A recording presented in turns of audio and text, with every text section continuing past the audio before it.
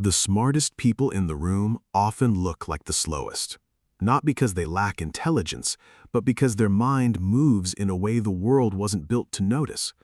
And if you've ever been called too quiet, too distracted, or too much in your head, this is for you. You know the feeling. Someone asks you a simple question and your brain freezes. Not because you don't know the answer, but because you know 3 answers, and you're trying to pick the right one. In meetings, you stay silent while someone else says the exact thing you were thinking, louder, faster, with half the depth. In conversations, you pause a second too long, and people assume you didn't get it. But you got it. You got it on a level they didn't even reach. Here's what's really happening.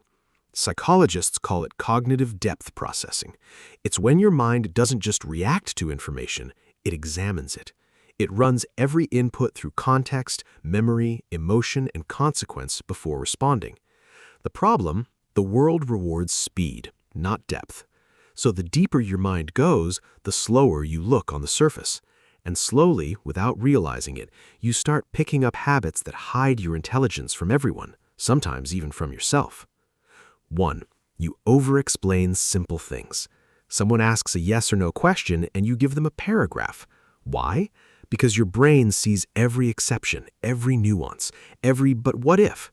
To them, it sounds like you're unsure. In reality, you're trying to be accurate in a world that prefers convenient. 2. You go quiet when you should speak. In group settings, while everyone is throwing out half-formed opinions, you're still thinking. By the time your thought is ready, the topic has moved on.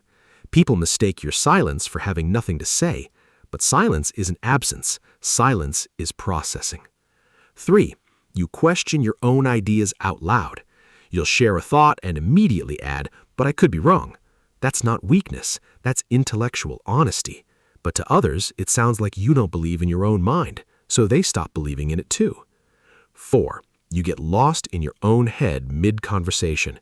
Someone says one sentence, and your brain opens 12 tabs. You're not zoning out. You're connecting dots they can't see.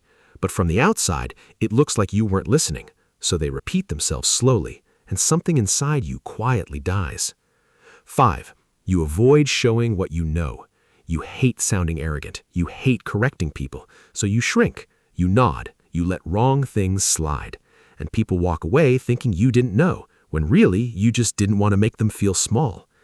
None of this is a flaw. You're not slow. You're not awkward. You're not bad at people.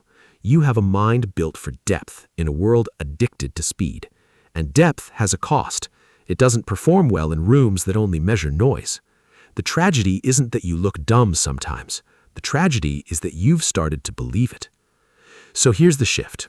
You don't need to fix your mind. You need to learn how to translate it. Speak slower, not less. Pause with confidence, not apology. Share your thought without dismantling it before anyone else can. Your intelligence isn't the problem, your packaging is. Because a deep mind hidden behind shrinking habits will always lose to a shallow mind with a loud voice. And the world doesn't need you smaller, it needs you clearer. The smartest people in the room aren't the loudest. They're the ones who learned that being understood is a skill separate from being intelligent. And the moment you stop apologizing for the way your mind works is the moment people finally start to see it.